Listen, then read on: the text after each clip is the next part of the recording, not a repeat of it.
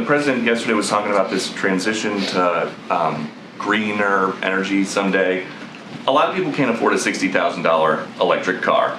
And they also are having a hard time affording gas right now. That sounds like a painful transition. So how much of that kind of pain is the president okay with? No, that transition, we are in a transition to clean energy. That is something that that is important. It is going to create jobs. When you think about electric vehicles, it is going to give families some tax credits. It's going to be really important right to now, have. Who can afford an electric car? The average price is $61,000. Well, we're going to continue to move forward with what we have put forward, the bipartisan infrastructure. $5 gallon gas or a $61,000 That is electric not, car. first of all, that's apples and oranges. It's not the same. What we're trying to do right now is to deal with an acute problem right now. The president isn't really doing everything he can to bring gas prices down, is he?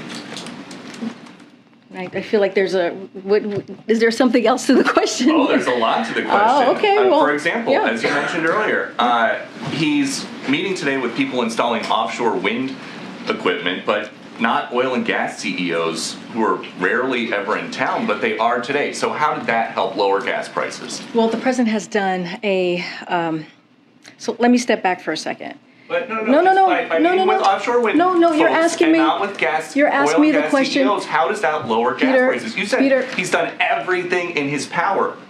They were a mile away. Peter, you're asking me a question. May I answer? Yes, please. Okay, here we go. I just want to take us back a second on how we got here. Right? The president took action. He took action. He made a historic choice to tap the Strategic Petroleum Reserve. It is going up, so that matters. The ethanol 15 that the president accesses. But your point was about how we got here. The president said, as a candidate, no more drilling on federal lands, no more drilling including offshore, no ability for the oil industry to continue to drill, period. Aren't some of those things that would bring the price of gas down now? Let me tell you how we got here. The global oil supply and gas prices have gone up nearly to $2 since the beginning of the year before the invasion. President Biden has taken historic actions again to alleviate the pressure and to blunt what... Back to the gas taxes. I see you have a graphic up there on the Oh my screen. gosh, I have a graphic. Was the president surprised or disappointed by the lukewarm reaction that his gas tax holiday proposal got on Capitol Hill? That matters, and we know it works. We know the policy works.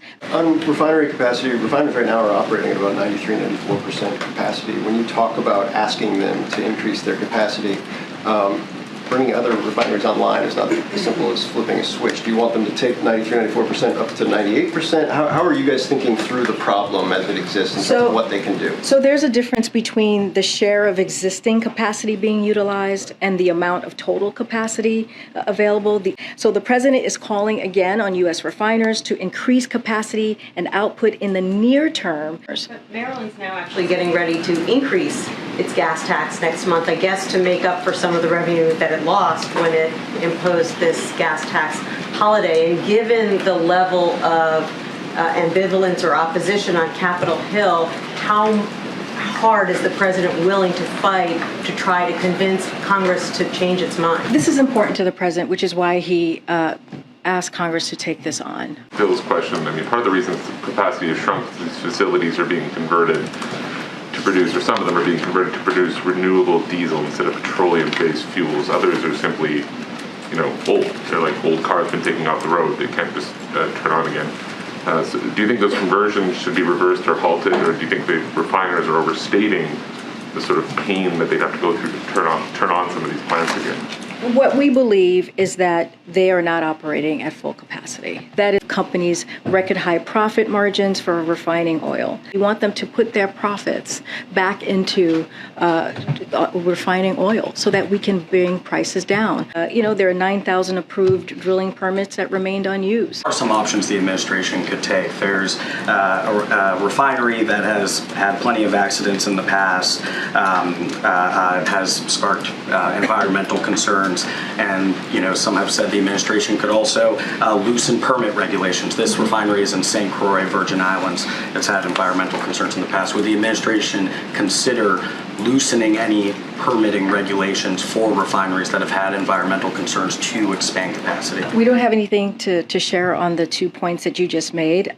Right now, we're focused on calling on Congress to do the gas holiday tax, or the gas tax holiday, and also having this conversation with Royal Refinery to make sure that they are refining that crude oil that is at a high level that they can do to help bring down gas prices.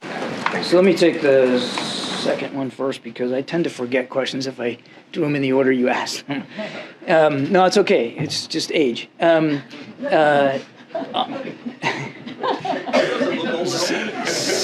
but true. Thanks. So on the BRICS, we'll let those countries speak for them. Thank you, Kenny. Jenny, how you doing? Good to see you. Been a long time. Yeah, thank you. I know what's coming. Yes, I give you a lot of hard time to Kenny. I haven't took. Thanks, everybody. Oh, I gotta go. Karine's gonna kick me out. I gotta go. We'll never Don't need my old man glasses. your glasses. Thanks, John. He's described this as, a productive dialogue. They're going to continue to have ongoing conversations, but should we take that to mean that there were no sort of concrete steps taken? I mean, yesterday you said that the hope was that some solutions would come of this. Were they able to identify and agree on any solutions? Yeah, I think what I was saying, and Secretary Granholm was conveying as well. This is a first step.